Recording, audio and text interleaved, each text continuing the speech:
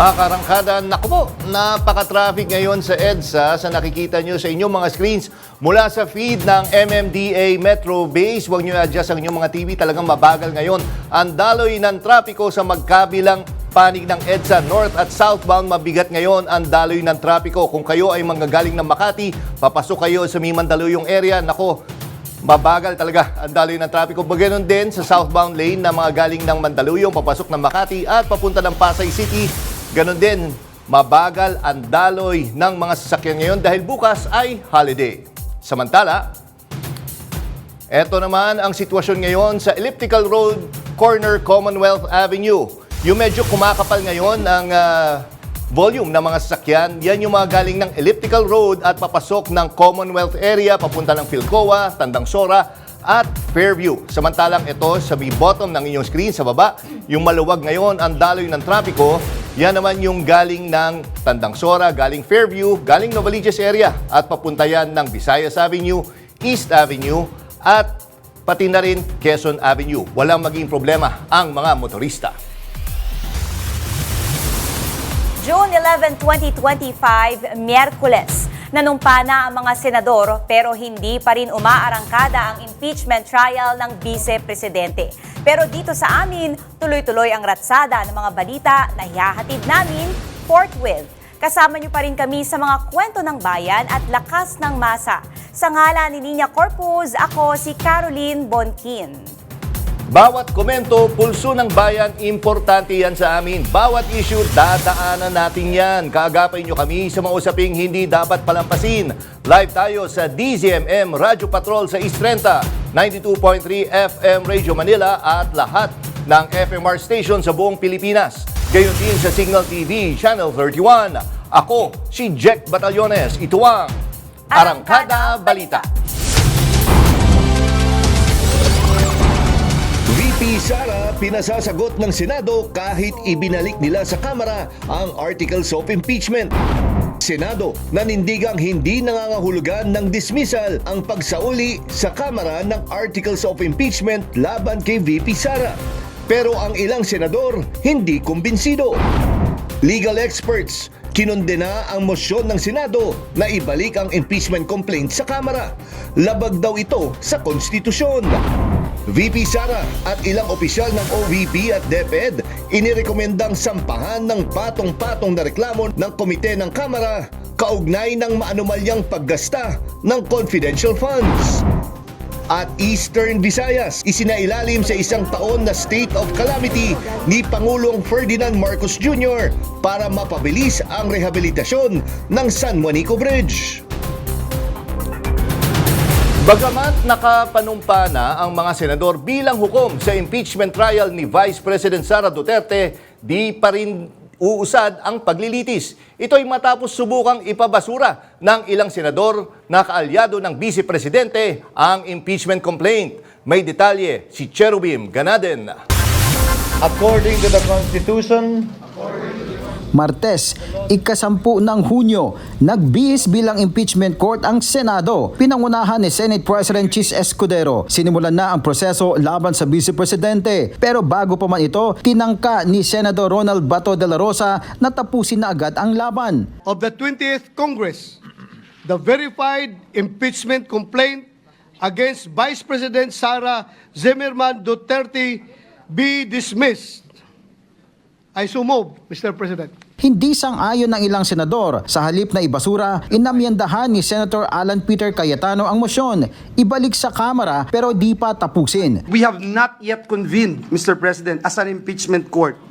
And therefore, Mr. President, this representation believes that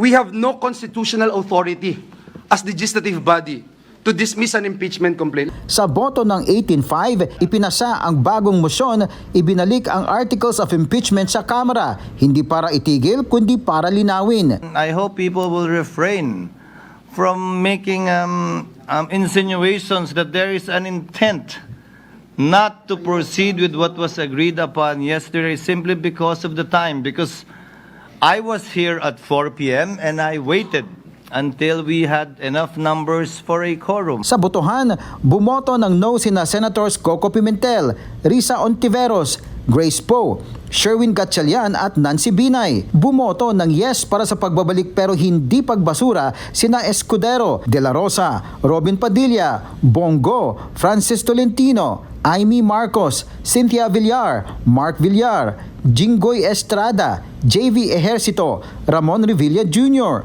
Joel Villanueva, Lito Lapid, Alan Peter Cayetano, Pia Cayetano, Loren Legarda, Rafi Tulfo at Juan Miguel Subiri. Wala ng jurisdiction ang impeachment trial court na ito.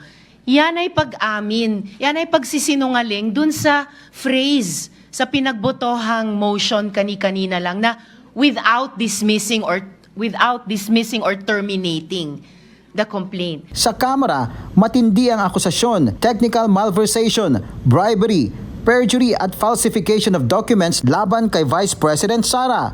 Naitala sa mga pagdinig ang iligal na paglipat ng confidential funds, mga pirma na hindi ma-verify, mga tauhang hindi mahanap. Sa kabila ng pagbabalik, iniutos pa rin ng Senado ang paglabas ng summons kay Vice President Sara. May 10 araw siya para sumagot sa reklamo. Let the record so reflect that it was in response to the query of Senator Judge Ontiveros. Hearing is suspended. Habang ang Kamara ay inaasahang tutugon mid-July, lalong lumalakas ang panawagan mula sa taong bayan, simbahan at mga civil society groups. May laban pa ba o nabalot na ng politika ang buong proseso? Cherubim Ganaden, umaarangkada sa pagbabalita. Ilang oras ding inabot ang balitaktakan ng mga senador kagabi. Ang iba nagkainitan pa. May ilan namang nagmatigas na huwag suotin ang kanilang robe bilang hukom sa impeachment trial. May report si Angela Babad.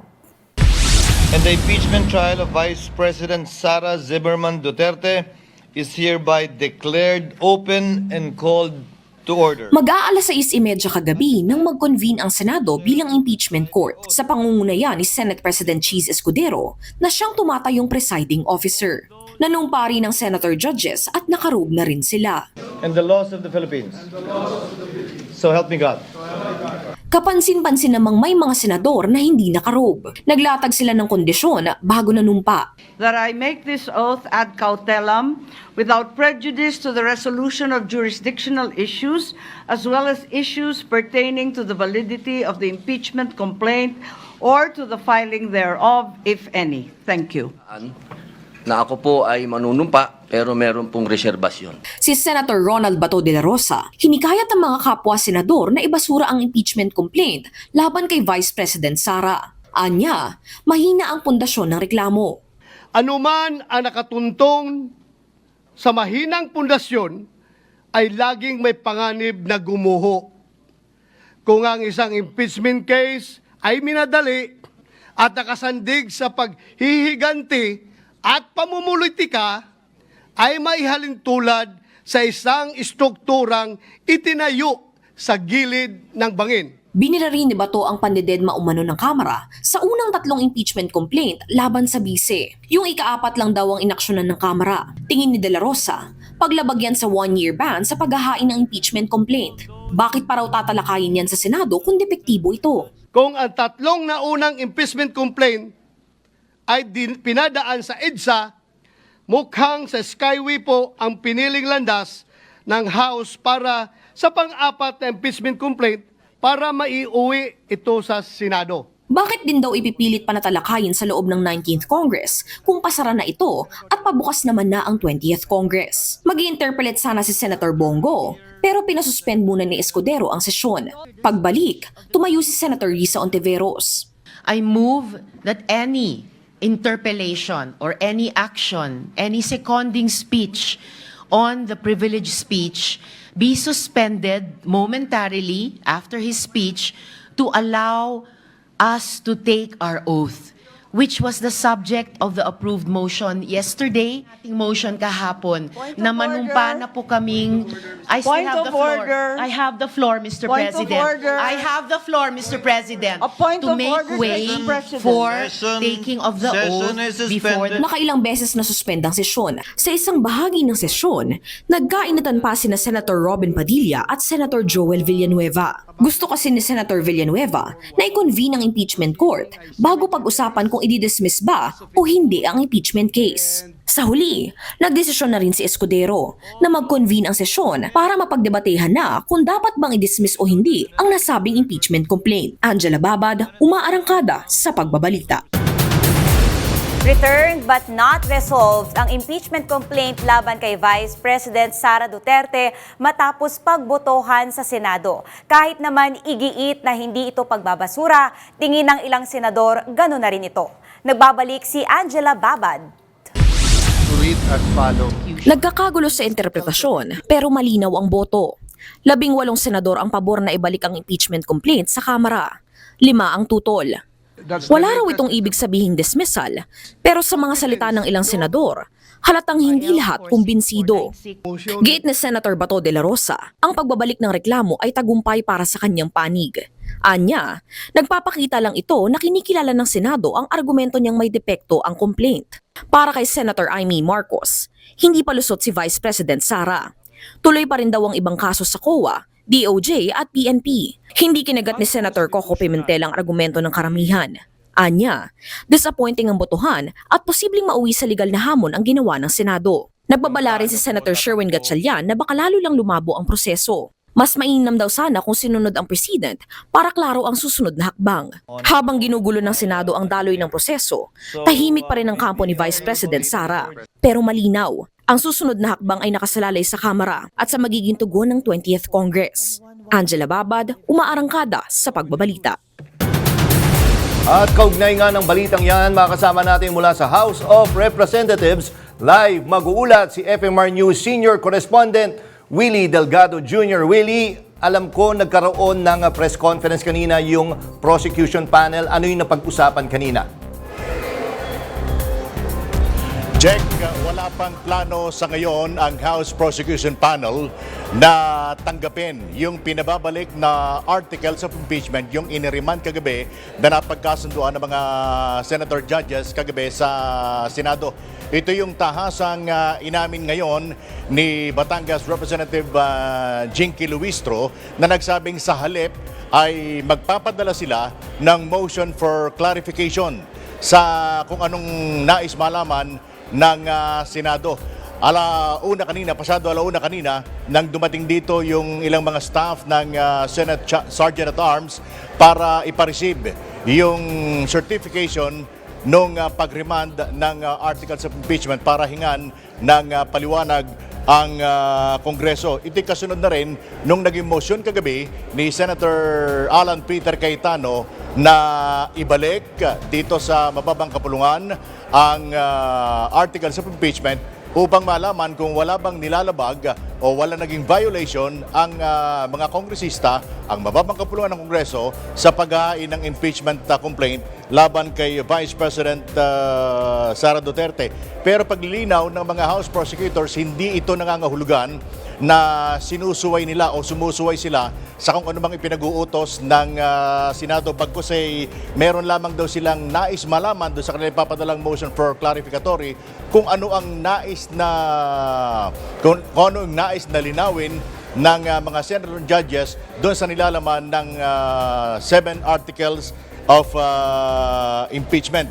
At hindi rin inaalis ng mga senator judges sa JEC kung sila'y dumating sa puntong tumakbo sila sa Korte Suprema para mamagitan dito sa lalong umiinit na usapin ng impeachment trial laban sa Vice Presidente. Gayunman, kumpiyansa pa rin sila na magkakaroon sila ng victory dito sa impeachment trial na ito laban sa Vice Presidente sa kabila ng mga lumabas na bilang kahapon na 17 yung sumang-ayon na ibalik dito sa Kamara yung articles of impeachment at 5 lamang ang siyang tumutol, Jack. Okay, Willie, isang tanong mula sa akin, no? Kailan ba ang huling session ngayon dyan sa Kamara? At kung sakali, kung ngayon ang huling session day nila, paano nila gagawin yung proseso doon sa tanong nila sa Senate? Paano babalik sa kanila? Paano nila pag-uusapan ito? Yan ang isang naging katanungan kanina dahil ngayong araw na ito, Jack, ang adjournment sine die ng dito sa mababang kapulungan ng Kongreso. Magkagayon hindi anya mapuputol, sabi ng mga prosecutors ng Kamara, na hindi mapuputol yung prosesong gagawin nila sapagkat bagamat alanganin na sa panahon, kapos na sa panahon, pero itutuloy pa rin niya dahil para maging mas malinaw sa magkabilang panig itong pinag-uusapan doon sa kung ano man ang naging problema o may problema man yung ipinadala nilang articles of impeachment. Willie, si Caroline ito, no? May naging sagot na ba yung House Prosecution Panel doon sa kino-question ng Senado? Doon sa, at least for example, yung 1-year bar doon sa complaints? Actually, sa usapin ng 1-year bar na sa pag-ano ng complaint, sabi nila wala silang nilalabag bagkos ay nasunod nila yung lahat ng proseso dito sa ika-4 na impeachment complaint dahil mukhang ang isa sa mga tinutumbok nitong si Senator Alan Peter Cayetano, yung 3 naunang impeachment complaint na lumalabas sa kanyang pagkakaintindi, mukhang hindi ito nabigyang pansin at mukhang gustong doon bumutas, no? Itong Senado, especially itong Senator Alan Peter Cayetano, gustong butasan yung mga House prosecutors doon sa pagkakalis siya nung 3 naunang impeachment at kung papaano yung ika-4 na impeachment ang siyang lumusot at siyang nakasampa ngayon dyan sa Senado, Caroline. So tama no, Willie, yung sinasabi kanina ni Congressman Zamora is archive naman na yung 3 complaint na nauna dahil yung ika-4 na complaint, yun na yung consolidated. So kumbaga, yun yung nag-iisang complaint na idiniretso nila sa Senado. Na-initiate. Tama ba ito, Willie? That's correct. That's correct. Yung 3 nauna, in-archive yun, bagamat yung ilan sa mga nilalaman nung naunang 3 impeachment complaint na yun, ay in-incorporate dun sa ika-4. Kumbaga, naisama yung ilang mga argumento dun sa pang-4 na impeachment complaint laban kay Vice President Sara Duterte. Kaya yun mismo ang siyang nagkaroon ng bilang, nagkaroon ng numbers, at nagkaroon ng enough na katwiran para ito'y maisampa diretso sa Senado, Caroline. Okay. Maraming salamat. Maraming salamat, Willie.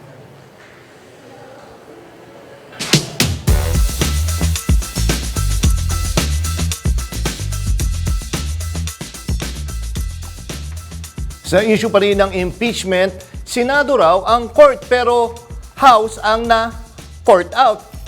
Sa gulo ng impeachment laban kay VP Sara Duterte, tanong ng marami, politika ba o prinsipyo ang tunay na ipinaglalaban? Kasama natin ngayon si dating Presidential Advisor Ronald Llamas. Magandang hapon po, Sir Ronald. Welcome back sa Arangkada Balita. Jack Batallones po at Caroline Bongkin. Magandang hapon, Jack at saka Caroline. Long time no see. Yes po, Sir Ronald. Na-miss namin kayo dito sa Arangkada Balita. Sir, unang-una, anong reaction nyo? Nakita nyo naman, halos kompleto yung mga kaganapang gabi. May drama, may konting action tayo nakita. Ano yung takeaways nyo po dito? Ano yung inyong thoughts sa nangyari kagabi? Well, hindi naman ako totally surprised dahil nagsimula yan doon sa forthwith eh. Hindi ko maintindihan. Bakit ang linaw-linaw naman ang ibig sabihin ng forthwith ay may ibang definition ng Senate President at na-delay ng 4 na buwan dahil dito sa kanyang ibang definition sa forthwith at saka dahil sa recess. Na ang ibig sabihin ng sui generis, pag ikaw ay nasampahan o ikaw ay naiakyat sa iyo bilang korte ang impeachment, dapat immediately i-constitute mo yung sarili mo as a trial court. No? At dahil nga sa yung impeachment ay sui generis, ito ay naiiba at bago, ay yung dati mong schedule katulad ng recess ay dapat hindi mo sinunod.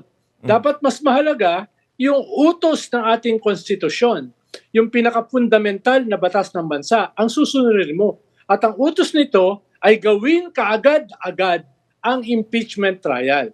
Pero kaya nagsimula na ako magsuspetsa noon na ano bang layunin nito? Balak ba ng Senate President na isabotahe ang impeachment? At nakita nga natin kagabi na ito talaga yung layunin ng Senate President ng Senado. Na-delay na nga ng 4 na buwan, nakaschedule siya ng June 2, ginawa pang June 11. June 12 holiday, June 13 tapos na ang sesyon ng Senado. So ang linaw-linaw na nagre-reklamo sila na kulang sa oras, pero sila naman yung nag-delay na nag-delay. At to add insult into injury, ay nag-imbento pa sila ng mga salita na wala naman sa konstitusyon or even sa rules ng Senate. Halimbawa, yung de facto dismissal na unang attempt para patayin ang impeachment. No? Tapos ikalawa, itong remand, pagbalik sa Kongreso ng impeachment. Wala yan sa konstitusyon, wala yan sa rules ng Senado tungkol sa impeachment. So, sang sako ng gagawin nila, pinupulot itong mga terminong ito. No? Diretsuhin na nila na ayaw nila yung impeachment. Imbis na yung paikot-ikot pa, pinapalambot pa, sabi nga ni Senator Grace po, yung remand ay isang nice way lang ng pagsabi na dismissal. Yun din ang sinabi ni Senator Risa Hontiveros at saka si Senator Coco Pimentel. Ang synonym ng remand ay dismissal. Pero yung isang mas mahalaga, Jack at saka Caroline, ay kung titignan nyo yung dahilan para sa remand, ito yung dahilan na isinampa ni Vice President Sara Duterte sa Supreme Court several months ago para patayin yung impeachment. Na kine-question yung 4 na complaints na dapat isa lang daw. So yun yung halos pareho. Kaya nagtataka ko, yung Senado ba ay abogado ni Vice President Sara? Bakit parehas na parehas yung kanilang dahilan dun sa pag-remand sa Kongreso ng impeachment dun sa sinampa ni Vice President Sara sa Supreme Court para i-dismiss ang impeachment ng Senado? Yun yung nakakapagtaka. Sir, if I may cut na nga po, no? Sir, related dun sa sinabi ninyo, kasi ang daming mga nangyari kagabi. Sunod-sunod yung pagsasalita ng mga galing sa kampo ng supporters ng Vice Presidente. Sa tingin niyo po ba may political choreography na nangyari? Well, nakita mo yung muntik ng away ni Senator Robin Hood Padilla at saka ni Senator Joel Villanueva. Parang yung pinag-awayan nila, nagreklamo si Robin Hood Padilla na bakit hindi sumusunod sa usapan. Hindi sumusunod sa script si Joel Villanueva. Marami pa siyang mga parliamentary eklabu. No? Dahil sinosoften ni Joel Villanueva yung planong dismissal, yung planong remand no? Na unang pinopose ni Senator Bato. Doon sila almost came to blows. Dahil sa usapin ng usapan, sa usapin ng script. Kaya tama yung sinasabi mo, Caroline, na parang may ganun eh. Parang merong script na sinusunod kagabi. No? At natapos nga yan dahil dun sa proposal ni Senator Bato na dismissal, pinalambot ni Senator Alan Peter Cayetano. Ginawa niyang remand na ayon sa 2 senador o 3 senador. Ganun din ang ibig sabihin. Dismissal din. Ganito sir, no, ang sinasabi Sir Ronald nga ay labag ito sa saligang batas yung ginawa. Doon sa delay nga ng impeachment trial, under sa Constitution, may pananagutan ba ang Senate leadership? Well, dapat, no? 2 kasing separate constitutional bodies ang Kongreso at saka Senado. Magka-separate yan. Malinaw yung role ng Kongreso. Mag-impeach. Malinaw yung role ng Senado. Mag-acquit o kaya ay mag-convict. Wala dyan yung remand. Wala dyan yung dismissal. Yung mga hukom, hindi pwedeng isoli yung kaso. Yung akusado ang pwedeng mag-withdraw nun. Kaya hindi ko alam kung saan nila kinukuha yung mga pinagsasasabi nila. Yan ay definitely, sabi nga ng mga legal luminaries, unconstitutional. Dahil wala yan sa konstitusyon. Kahit basahin mo yung Article 11 sa impeachment ng 100 beses, hindi mo makikita yung de facto dismissal o yung remand. Okay. Sir, pagdating dito sa impeachment, no, kasi ang nangyayari, nagkakaroon ng kanya-kanyang interpretation sa sinasabi ng saligang batas para dun sa impeachment process. Sa tingin niyo po ba, nagiging political shield na lang ito? Okay sana kung merong iba't ibang interpretasyon, Caroline. No? Pero wala kasi eh. Wala yung salitang remand, wala yung salitang de facto dismissal. Kaya walang usapin ng interpretation sa konstitusyon eh. No? Yun ang sinasabi ng mga legal luminaries, yun ang sinasabi ng mga law schools. Yun ang sinasabi ng mga matatagal ng mga nakaupo sa Senado. Ano ba yan? No, it doesn't exist sa ating konstitusyon. Kaya there is no room for misinterpretation. Yung bagong invento ito eh.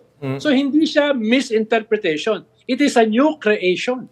Yun nga sir, hindi pa nga tayo tapos, hindi pa natin nare-resolve yung forthwith. May bagong term na naman, yung remand, ang pinag-uusapan natin ngayon. Anyway, Sir Ronald, may tingin nyo ba, may pag-asa pa na matuloy itong paglilitis? Optimistic pa ba kayo?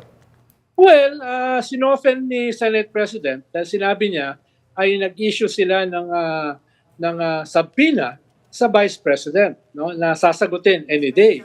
Pero dahil nga in limbo yung impeachment, dahil niremand mo eh. Sabi nga ni Senator Bato, no, ano yung ating pag-uusapan? Ano yung gagawin natin? Na-remand nga yung impeachment sa Kongreso. So, in limbo, very confusing yung ginawa nila. Niremand nila, binalik nila sa Kongreso yung impeachment, pero gusto nila magpatuloy. No? Pero ano yung tinutuloy nila? Iniremand nga nila eh.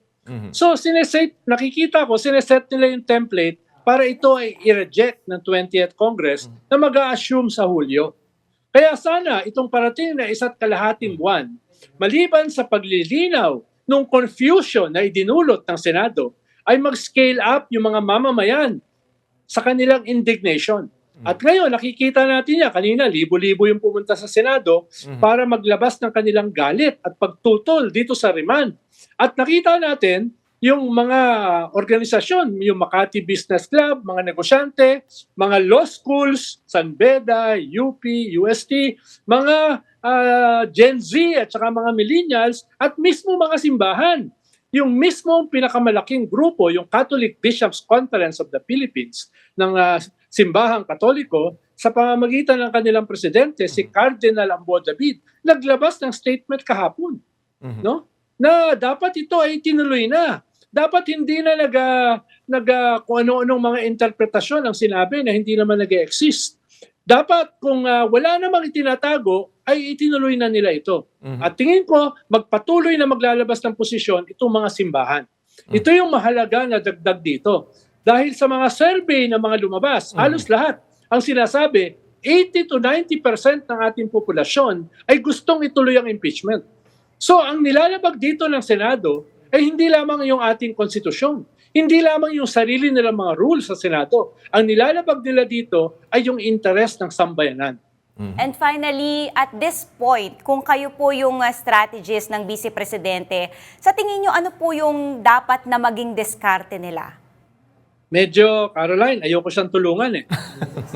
Tama naman. Kaya iba na lang yung mag-advise sa kanya. Baka makatulong yung aking advice eh. Oo nga, sir. Nako, sayang, napakahalaga pa naman, sir. Galing-galing gumawa ng advice na itong ating dalubhasa na si Sir Ronald Llamas. Again, sir, at habang may return to sender sa Senado, ang taong bayan ang naghihintay. Babalik pa ba ang bola ng hustisya or forever nang na-misplace? Maraming salamat ulit. Parang Lazada. Oo nga, sir. Return to sender. Yes, sir. Sir, maraming salamat ulit sa oras niyo dito sa Arangkada Balita. Mabuhay po kayo, sir. Mag-ingat po kayo. Salamat din, Jack at Caroline. Kinilala ng pamahalaan ng Bataan ang kabayanihan ng 10 mangingisdang nag-surrender ng mga iligal na drogang natagpuang palutang-lutang sa dagat ng Zambales. May umaarangkadang balita si FMR News Central Luzon correspondent Gracie Rutao. Pinangunahan ni Governor Jose Enrique Joet Garcia ang pagbibigay ng pagkilala sa kabayanihan ng 10 mangingisdang Bataeño sa provincial capital. Ito'y matapos nilang dalhin sa mga otoridad ang mga nakita nilang hindi bababa sa 1.5 billion pesos na halaga ng drogang palutang-lutang sa karagatan. Binigyan sila ng oras para magbahagi ng kanilang karanasan. Mahirap ang buhay sa laot. Tinitis po namin alang-alang po sa aming mga pamilya. Ang namin sir, nung palutang-lutang po yung sako sa laot, ang iniisip ko na talaga ng mga tao ko, pagkain po o kaya pira. Inuwi po namin at turnover po namin sa Philippine Coast Guard. Ayun nga po, nagtawag po sila ng PDEA para ma-confirm po talaga, sir. Nung dumating po yung team ng PDEA, positive po talaga, sir. Sinabi ni Gov. Garcia na ipinagmamalaki niya ang katapatan ng mga kababayan niyang mangingisda. Hangad niya na maging ehemplo at inspirasyon sila sa iba pang mangingisda na gawin ang tama para sa mga kabataan at para sa bayan. Sana maging halimbawa ang ating pong mga mangingisda, maging inspirasyon na kahit po mahirap ang buhay, sila po ay dinalampanan po nila yung kanilang patungkulan bilang mga Pilipino na mapanatili ang kaayusan, kapayapaan, lalo na dito sa ating probinsya. Nagpasalamat naman ang mga mangingisda sa ibinigay na 100,000 pesos cash bawat isa. Malaking tulong na anila ito para makapagsimula ng maliit na negosyo bukod pa sa pangingisda. Pag-isip po ng sir, ng kahit kaunting negosyo at malaking tulong po sa amin. Sinaluduhan din ng Police Regional Office 3 ang katapatan ng mga mangingisda. Naging hudyat kasi ito para mag-surrender din ang iba pang mangingisda ng mga nakita nilang drogang palutang-lutang sa karagatang sakop ng Pangasinan at Ilocos Sur. Pagkatapos nga po nito nga pag-surrender ng mga mangingisda nga po sa Bataan ay nasundan pa nga po ito ng pag-surrender din po ng malaking volume din po ng mga illegal drugs na mga mangingisda naman po sa probinsya po ng Pangasinan at Ilocos Sur. At malaki po ang magagawa nitong mga pagbibigay po ng insentibo po na ito para ma-recognize din po yung pakikipagtulungan po ng mga mismong mamamayan po natin. Bukod sa cash, nagbigay din ng sako ng bigas ang Bataan Police Provincial Office. Gracie Rutao, umaarangkada sa pagbabalita. Samantala, patay ang isang construction worker matapos mahulugan ng tubo sa ulo sa pinapasukan niyang gusali sa Cebu City. Yan ang umarangkadang balita ni FMR News Cebu correspondent Clark Pasuit. Sa inisyal na investigasyon ng Parian Police Station, nasa gondola ng 8th floor ang biktimang kinilalang si Jolito Herrada Jr., 26 na taong gulang, nang biglang may nahulog na tubo mula sa 22nd floor ng pinapasukan niyang gusali sa Barangay Zapatera, Cebu City. Direktang tinamaan sa ulo ang biktima na dahilan ng kanyang pagkamatay. Dahil dito, agad na naglabas ng cease and desist order ang Office of the Building Official sa construction ng Tower D ng City Cloud Project matapos ang insidente. Napag-alaman din na expired na ang permit ng Alimac ng nasabing construction project. Ang Alimac ang sinasakyan ng mga trabahante paakyat at pababa sa ginagawang gusali. Pinasusumite rin ito ng incident report upang matukoy kung sino ang responsable sa insidente. Clark Pasuit, umaarangkada sa pagbabalita. Idineklara ni Pangulong Ferdinand Marcos Jr. ang isang taong state of calamity sa Eastern Visayas simula June 5. Ito ay para mapabilis ang pagkukumpuni at rehabilitasyon ng San Juanico Bridge at mapagaan ang epekto nito sa mga taga-Samar at Leyte. Sinunod ng Pangulo ang rekomendasyon ng National Disaster Risk Reduction and Management Council dahil sa delikadong kalagayan ng tulay. Ang San Juanico Bridge ay nag-iisang permanenteng daan sa pagitan ng Samar at Leyte at bahagi ng Pan-Philippine Highway. Hinikayat ni Marcos ang iba-ibang ahensya ng pamahalaan, local government units at pribadong sektor na magkaisa para sa mabilisang pagkilos. Binigyang diin ng Pangulo ang agarang pangangailangan na ayusin ang tulay upang mapanatili ang daloy ng kalakal, serbisyo at galaw sa rehiyon. At kaugnay ng balitang yan, may update mula sa Amandayehan Port, si Don Chu. Don, ano ang ibig sabihin pag nasa state of calamity ang buong rehiyon? Jack, simple lang ang layunin ng deklarasyon ng state of calamity. Ito ay upang mapabilis ang pagpapalabas ng pondo at serbisyo sa mga apektado. Personal na ininspeksyon ni Pangulong Ferdinand Marcos Jr. ang Amandayehan Port sa Basay, Samar. Utos niya palawakin pa ang operasyon ng Amandayehan Port sa Basay, Samar na siyang pinakamalapit at madaling alternatibong rota patawid ng Samar papuntang Leyte at pabalik habang restricted ang San Juanico Bridge sa mga mabibigat na sasakyan. Dagdag pa ni Pangulong Marcos, dapat may biyahe kahit sa gabi upang madagdagan ang bilang ng mga mabibigat na sasakyan na makakatawid araw-araw hanggang 500. Tapos itong rampang ito, dodoblehin natin, lalagay pa tayo doon ng isa pa para double, mga 500 trucks a day. Tapos mag-umpisa na tayo ng night navigation. Ibig sabihin, kahit gabi, pwedeng tumawid. So that's our way of trying to mitigate the problem. Nilinaw naman ng Pangulo ang isyong hindi na paghandaan ang restriction sa San Juanico Bridge kaya nabigla ang mga mamamayan lalo na ang business sector. Aniya, habang isinasagawa ang annual inspection at maintenance sa tulay, ikinabigla ng inspection team mula sa DPWH ang laki ng sira sa iba't ibang parte ng tulay na nangangailangan ng agarang pagkukumpuni. Maraming nagtatanong, bakit hindi napagplanuhan na mabuti ito? The reason is, ang talagang nangyari dyan, meron kaming rehabilitation plan para sa San Juanico. Noong ini-inspeksyon yung tulay para titignan kung saan ang kailangan rehabilitate, ang daming nakita na delikado. At sinabi kaagad ng mga engineer, isara natin ito dahil babagsak ito pagka minalas tayo. Paglilinaw din ni DPWH Secretary Manuel Bonoan, kinonsulta muna nila ang lokal na pamahalaan at mga residente sa paglilimita sa load limit ng tulay. Nung nakita ko yung report nila sa akin, I have no option but to close it at the earliest possible time. Notwithstanding, hindi naman siguro totoo that we did not coordinate with them. We have to inform them, including the trackers. Alam ko nagkaroon sila ng consultation. Ikinatuwa naman ni House Speaker Martin Romualdez ang pagbisita ng Pangulo upang makita ng personal ang sitwasyon sa tulay. Ay, mabuti naman kaya nandito ng Presidente. Naka-update sa lahat at tutulong natin lang yung mga apektado dito, mga trackers at saka ipapamadali na yung actually yung repair and maintenance ng San Juanico. At yan muna ang latest mula dito sa Basay Samar. Balik sa inyo, Jack Caroline.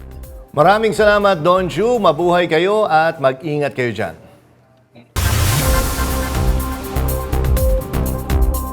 Sa aming pagbabalik, pagsasaoli ng Senado sa Articles of Impeachment laban sa Vice Presidente, paglabag nga ba sa konstitusyon? Tatalakayin natin yan sa usapang No Filter kasama si Attorney Amando Virgil Ligutan. Marami pang mainit na balita sa pagbabalik ng Arangkada Balita.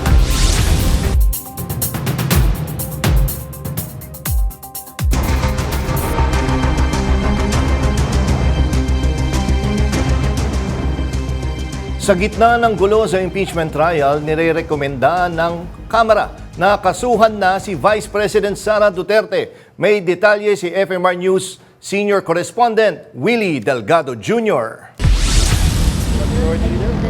Martes ng gabi, inilatag ng House Committee on Good Government ang kanilang rekomendasyon.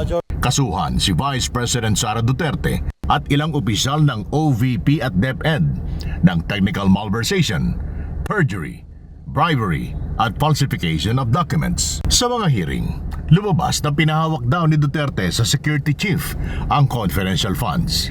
Pirma ng mga misteryosong tauhan gaya ni na Mary Grace Piatos at Cocoy Villamin ang nasa mga acknowledgement receipts pero hindi mahanap sa PSA records.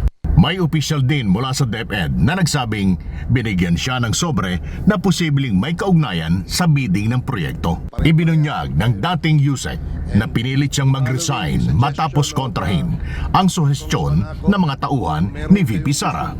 Ngunit habang naghihintay ng paglilitis ang taong bayan, biglang kumambyo ang Senado sa mosyon ni Senator Alan Peter Cayetano. Pinabalik sa Kamara ang impeachment complaint. Gusto raw nitong linawin kung may nilabag na proseso. Pero kinontra ito ng prosecution panel. Para kay Representative Bel Zamora, lumalampas ito sa tungkulin ng impeachment court. Hindi ito courtroom technicality, kundi public accountability. Habang tumatagal ang proseso, lalong lumalakas ang panawagan ng mga simbahan, universidad at civil society. Ayaw nilang mabaon sa limot ang kaso ni VP Sara sa pagpasok ng bagong kongreso. Willie Delgado Jr. umaarangkada sa pagbabalita. Pumalag si Attorney Amando Virgil Ligutan, abogado ng third impeachment complaint sa naging desisyon ng Senado na ibalik ang articles of impeachment laban kay Vice President Sara Duterte sa Kamara. Ayon kay Ligutan, malinaw ang mandato ng konstitusyon kapag naipasa na ang complaint mula sa Kamara, tungkulin ng Senado na agad simulan ang paglilitis. Ang pagbabalik sa Kamara ay hindi pagsulong kung hindi pag-urong at labag ito sa saligang batas. Giit ni Ligutan, hindi kailangang humingi pa ng certification mula sa Kamara dahil ang mismong transmittal ng articles ay patunay na may sapat na batayan para ituloy ang kaso.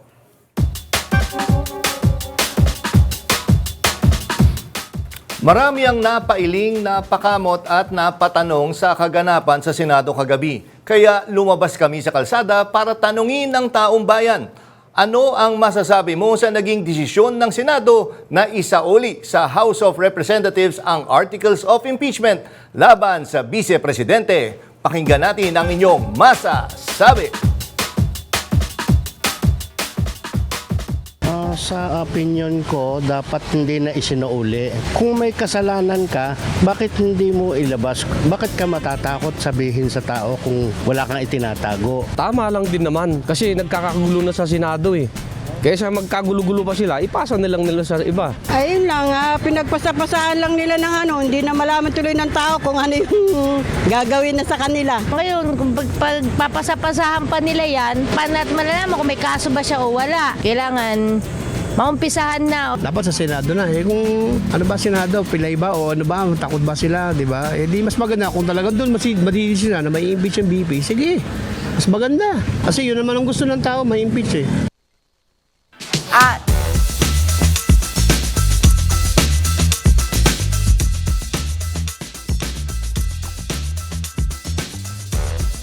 At kaugnay nga ng usaping iyan, makakasama natin si Attorney Virgil Ligutan para sagutin ang mga legal aspects nga nung nangyari kagabi sa Senado.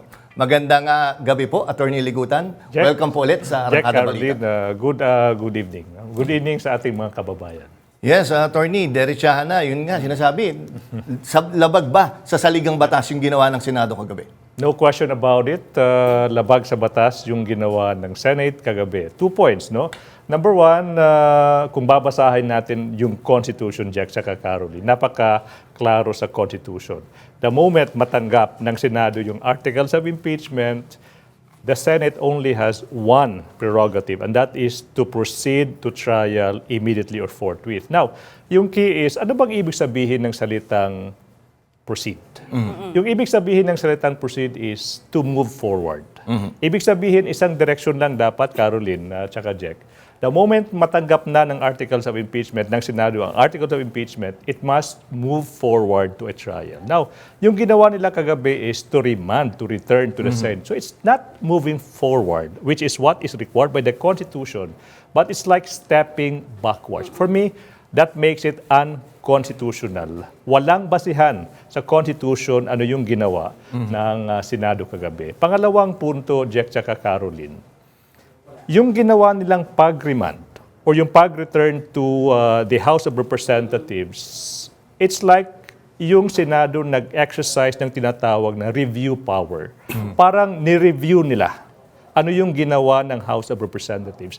And that is against the structure of government, alam natin, Jack sa Caroline. That makes it unconstitutional. Okay. Attorney, kung sinasabi mo na labag sa konstitusyon yung ginawa nila, at sabi nga din ng ibang mga analyst na nagsasalita, parang grave abuse of power daw ito. Kung ganun ang sitwasyon, may legal bang pwedeng kaharapin ang mga senador naman kagabi? Yes, definitely. Aside from yung ultimate test is they can be held accountable in the ballot the next elections, but they can also be subjected to cases, no? They can be subjected to cases filed before sa ethics committee nila mismo or option din, the complainants pwede rin pumunta ng ombudsman to file cases against them. But you know, Jack tsaka Caroline, yung isang bagay na for me is on one hand nakakatawa but at the same time nakakabahala.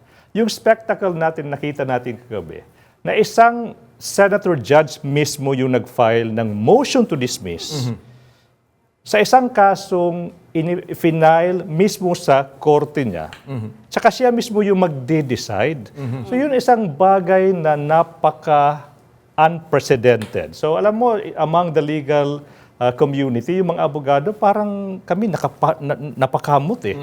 Pwede ba yun? Yung isang judge mismo yung mag-move na i-dismiss yung kaso, na file sa harap niya, tsaka siya rin yung magde-decide. So for me, that was kind of unprecedented. Nakakatawa on one hand, but at the same time, nakakabahala. Pero baka kaya, attorney, paulit-ulit si Senator Bato de la Rosa. Laging ulit, hindi ako abogado, ha? Baka yun ang magiging ano niya. Kaya pero, you know, that's not an excuse. No? He assumed the role, so to speak, ng isang huwes. So, dapat alam niya na it's kind of abnormal yung situation. Ikaw mismo yung mag-move to dismiss. Opo. Tsaka ikaw rin yung magde-decide sa ano mo yung final before you. Yes, Jack. Yun nga, attorney, no, yung hindi pa nga tayo nare-resolve dun sa forthwith. Ngayon, meron tayong remand na term. Ano ba meaning ng remand? May mga nagsasabi parang technically dismissed na to. Anong take niyo dyan? So, ito yun. No? I'll explain this to the public. No? 3 options yung binigay, yung pinagdebatehan ng Senado kahapon. Number 1, that is to remand or to return. Yung first, is to dismiss. No? Yung pangalawa is to remand or to return. Yung pangatlo is to proceed to trial. Now, among the 3 options na pinagdebatehan ng Senado kagabi, isa lang yun yung tama eh. Isa lang yung constitutional, which was to proceed to trial. But unfortunately, yung compromise na ginawa nila, which is to remand, for me, similar. Pareho lang yan sa dismiss. Ano yung indication yun? Si Senator Bato is doing what we call now a victory lap. Parang siya ay nagbubunyi kasi nga nakuha niya ano yung gusto niya. So, yung pag-remand, unfortunately, it's similar to dismissal, pero tawag doon is without prejudice. So, kahit anong clarification gawin ng Senado na hindi pa yan dismiss, the message, the signal is unmistakable. Right? Do something about this. Kasi we will not act on this if you will not do what we are asking you to do. So the fact na nagbubunyi po si Senator Bato, that's an indication that he got what he wanted. Ang sabi niya po kagabi, constitutionally unsound yung final dahil dun sa 1-year bar. Kumbaga ay mahigit isang beses na sinampahan ng complaint, impeachment complaint ang vice-presidente. Kayo po bilang isa sa mga legal counsel ng mga complainant, yes, pwede pong paki-explain lamang, pasok ba o hindi sa 1-year bar? And kailan masasabi na nagsimula na yung, nag-initiate na yung 1-year bar? So I think I'll explain this to the public again. No? Yung issue, kailan ba na-i-initiate yung complaint? Isang bagay na napagdesisyonan na po ng Korte Suprema. Okay? May isang kaso, Francisco case. Now, in that case, sabi ng Supreme Court, ma-i-initiate lamang yung isang impeachment complaint the moment it is, quote, referred to the Justice Committee of the House of Representatives. Ulitin ko, yung pag-initiate is when the complaint is referred to the Justice Committee. Now, yung tanong is, yung first 3 impeachment complaints na i-refer ba sa Justice Committee? Yung sagot, hindi po. Walang na-i-refer sa 3 cases sa Justice Committee. That's why maling-mali yung idea na yung 4th impeachment complaint was in violation na of the 1-year bar rule. Kasi wala pang na-i-refer to the Justice Committee. So I think the public is wise enough to know na sinasabi ni Senator Bato is wrong, mali, walang foundation sa Constitution, walang foundation sa jurisprudence o sa mga desisyon ng Korte Suprema. So non-issue na dapat to? Non-issue na. Kaya nga kami, it's so confusing. No? You know, it's so frustrating to be a lawyer nowadays. Etong mga bagay na to is napaka-obvious among us lawyers. Pero anong ginagawa? With all respect ng iba, pinapalabo nila ano yung klaro dapat. So in short, sa mata ng publiko, iisang impeachment complaint lang po yung in-final. That is the 4th impeachment complaint. Yung 3 po na archive.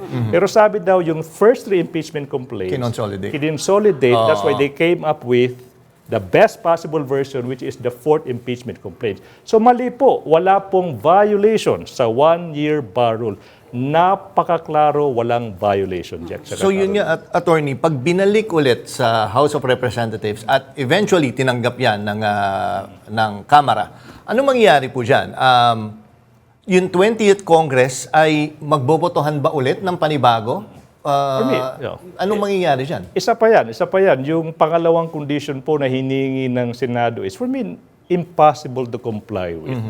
You are asking the 19th Congress, yung kasalukuyang Congress, to certify na ipagpapatuloy ng 20th Congress. Wala pa yung 20th Congress Hindi ka pwede magsalita.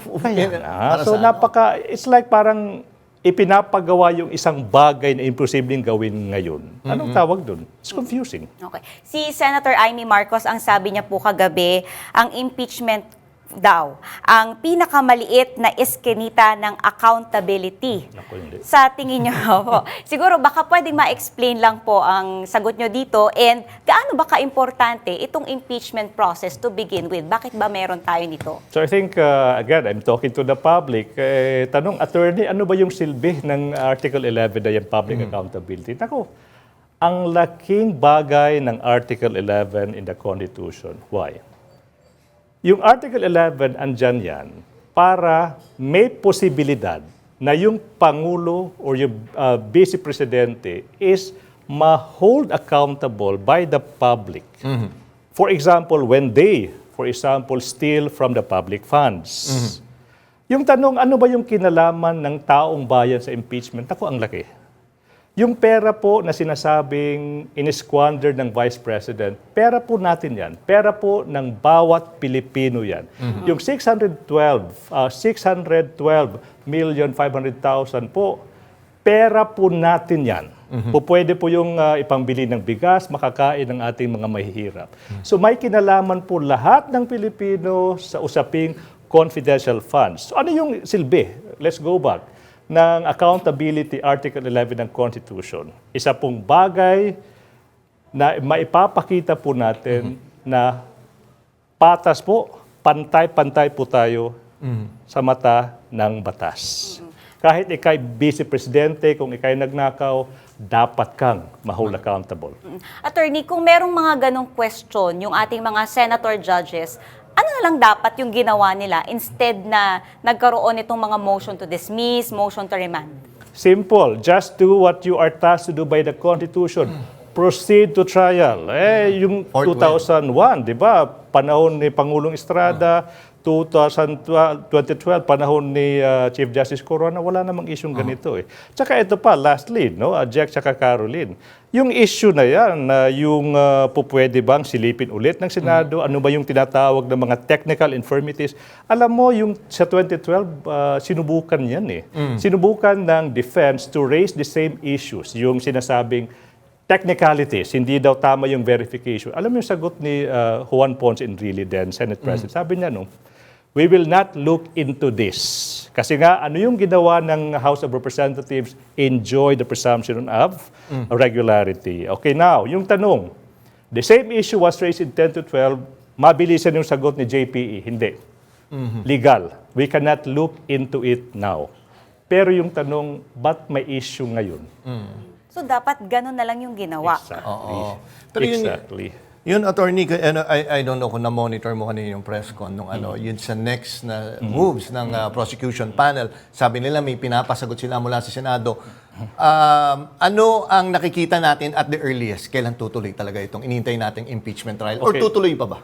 I think the public should know na tuloy na po yung impeachment trial kasi po na-serve na po ng summons yung Vice President. So the earliest po na po pwedeng magsimula yung trial will be after the SONA ng Presidente. Pero in the meanwhile po, ang dami na po natin pwedeng gawin. Summons, reply, answer, and then so pagsimula po ng trial after ng SONA, tuloy-tuloy po na po yan. Okay, naku, maraming salamat again sa pagpasyal po dito sa Arangkada Balita at nalinawan yung maraming issues, yung mga legal issues doon sa nagganap nga kagabi. Maraming salamat po, Attorney Ligutan. Mabuhay po kayo at mag-ingat po kayo, sir. Thank you, Jack, saka Caroline.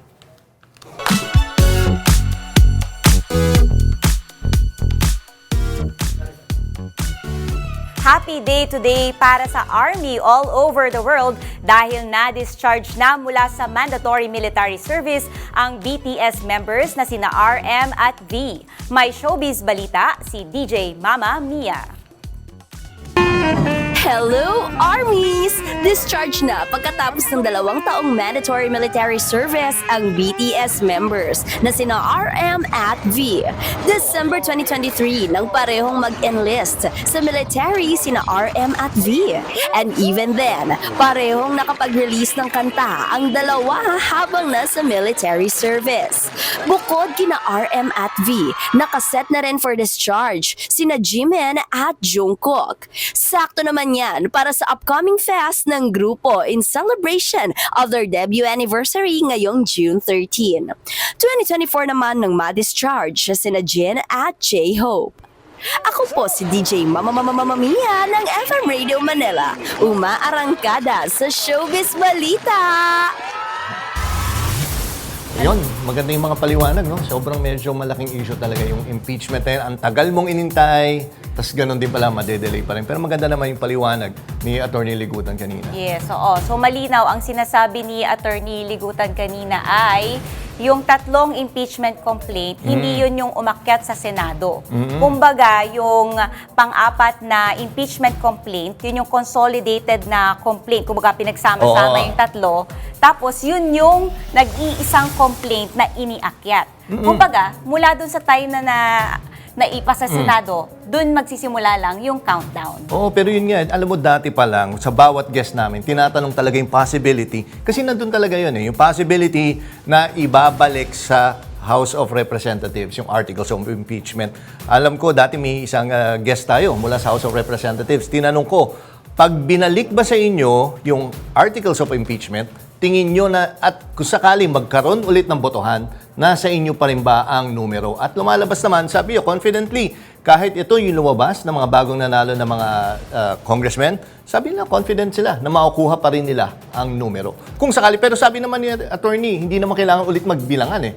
Actually, pinasasagot nila ang Senado kung ano talaga ba yung gustong malaman ng Senado. Di ba? Oo. At naghahanda na nga daw yung prosecution panel ng House of Representatives para sagutin ito. Ang kinlarify nila kanina dun sa kanilang press conference ay hindi naman, ay hintayin lang muna nila yung explanation o yung paliwanag ng Senado para malaman nila, maintindihan nilang mabuti ano ba yung hinihingi dun sa 2 motion na ipinasa kahapon.